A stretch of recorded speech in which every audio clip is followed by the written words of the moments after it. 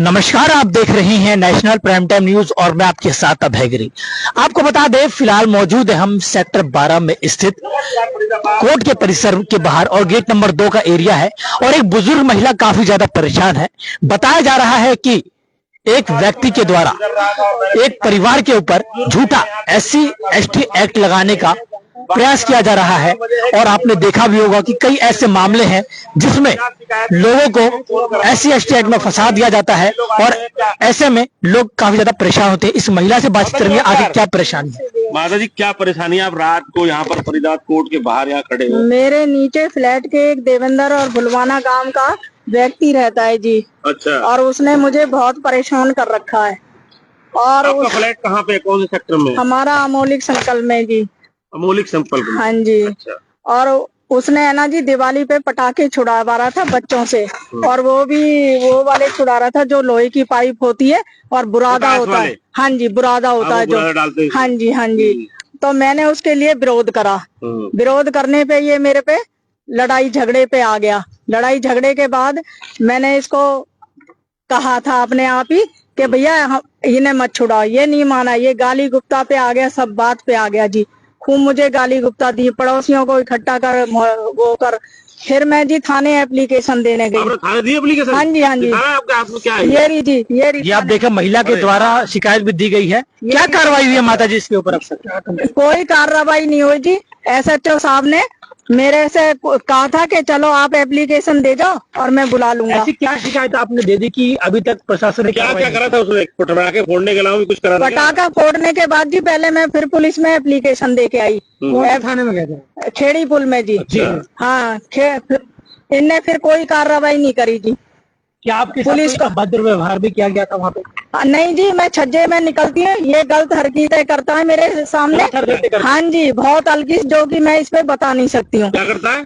ये लिंक दिखाता है जी मुझे। अच्छा, गलत हरकतें? हाँ, गलत हरकतें करता है जी, जो मैं बता भी नहीं सकती और बोल भी नहीं सकती इतना।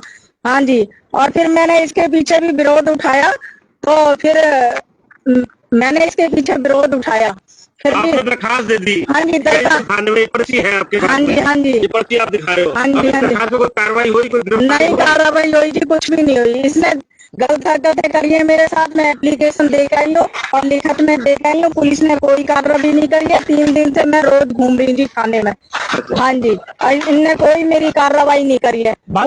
उसके बाद जी मैं घर पे आई हूँ, तो ऐसे ने मैं बाहर निकली कपड़े सुखाने के लिए। इसने मेरे से कहा दरखास्त वापिस ले लो और नहीं तो मैं तुम्हारी एक्ट में फंसा दूंगा। खरीदन एक्ट में। हाँ जी, हाँ जी, धमकी दे रहा है जी मुझे।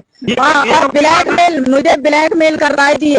ये की बात है? ये कल हरिजन एक्ट में फंसा दूंगा जी।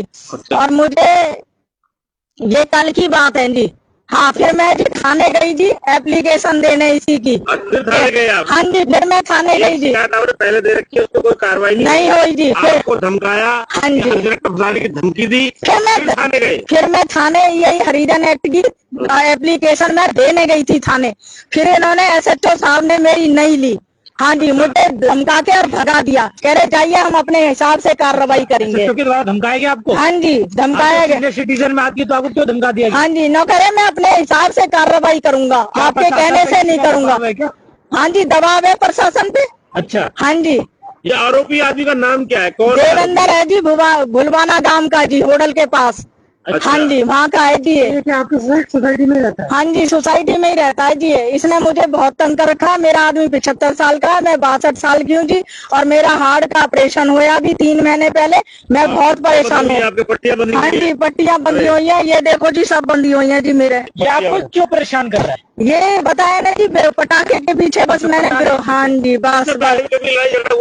हाँ जी, पहले भी हुआ था लड़ाई झगड़ा। इसने फैसला लिख दिया था जी। अच्छा। हाँ, उसमें कह रहा है कि मैं नहीं आऊंगा आपके बीच में। तो आप क्या मांग कर रही है प्रशासन? अब मैं मांग ये कर रही हूँ प्रशासन से कि मेरी ये आ रही हरकत पे जो ये लिंक दिखा रहा है, उसके पीछे मेरा मुकदमा दर्ज किया जाए। मैं इतनी एजुड हूँ। हाँ जी, मैं उसकी माँ के समान हूँ और मेरा इतना इज्जत पे हम वो हो रहा। बताओ, मेरे को ये चीजें दिखा रहा है, इसको शर्म नहीं आ रही है? बताओ। तो ये है जी मेरी।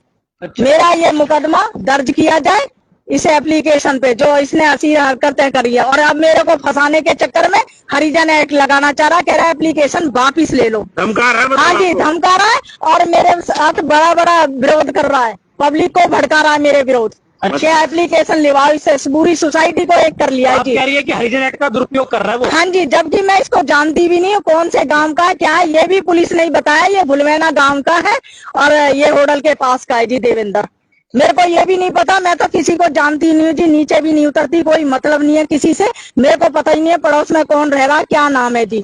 हाँ, ये इसने पुलिस ने बताया मुझे, ये भुलवेना गांव का है और देवेंद्र नाम का। आपकी लिंक नहीं ली उसने? नहीं ली जी। आपको धमकाया? हाँ जी। शिकायत नहीं ली? हाँ जी, मेरी थाने से चोर के पास पुलिस में गई थी? हाँ जी, कल फिर दोबारा गई थी। कल क्या करोगे आप?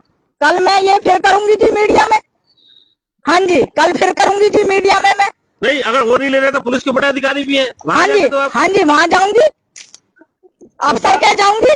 अच्छा, हाँ जी। आप डीजीपी से भी मिलेंगे? नहीं, हाँ, डीजीपी से भी मिलूंगी, मैं सबसे मिलूंगी जी। हाँ जी, सबसे। हाँ जी, महिला काफी ज्यादा परेशान है। ऐसे में जो डीजीपी साहब है ओपी सिंह जी, वो काफी ज्यादा कहते हैं कि अगर कोई व्यक्ति या कोई बुजुर्ग महिला आए, ये देखिए महिला की आंखों में आंसू, ये देखिए जी, रहने में मुश्किल कर दिया, मैं रह नहीं पा रही थी वापस सोसाइटी में। अब देखो रात को मैं बगी बोल रही हूँ छोटे बच्चे के साथ। प्रशासन आपका सहयोग करेगा। ये देखिए डीजीपी साहब से अपील है कि इस महिला को न्याय दिलवाई जाए, क्योंकि कोई व्यक्ति है जो इनको हरिजन एक्ट में फंसाने की धमकी दे रहा है और वो गलत हरकतें करके इशारा भी दे रहा है, इस महिला ने बताया।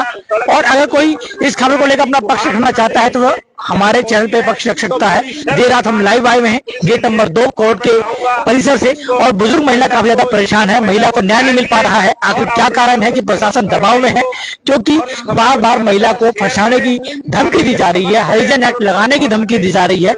ऐसे में आपने कई बार देखा होगा कि कई ऐसे मामले आते हैं जिसमें कई लोगों के द्वारा हरिजन एक्ट में फंसाने की धमकी दी जाती है, बाद में बात करके जाते कुछ और निकलता है। तो ऐसे में कहीं ना कहीं इस एक्ट का भी दुरुपयोग किया जा रहा है। तो ऐसे में प्रशासन को भी जरा इस मामले पर संज्ञान लेना चाहिए। और मेरी ओपी सिंह जी जो डीजीपी हरियाणा के, उनसे अपील है कि वह इस बुजुर्ग महिला की सहायता करे, क्योंकि काफी अच्छे होनहार व्यक्ति हैं वे और लगातार लोगों की आवाज भी उठाते हैं और महिलाओं की सेवा भी करते हैं, बुजुर्ग महिलाओं की। तो मेरी भी उनसे अपील है, अगर वह वीडियो को देख रहे हैं तो कृपया करके इस महिला को न्याय दिलवाए, काफी परेशान है। और यह महिला हमारे पास रात को पहुंची थी, इन्होंने हमें फोन किया तो हम कोर्ट के परिसर में पहुंचे और इस महिला ने अपना बयान हमें दिया। तो खबर को शेयर कीजिएगा और भी जानकारी के साथ मैं जुड़ूंगा आपके साथ। तब तक के लिए नमस्कार।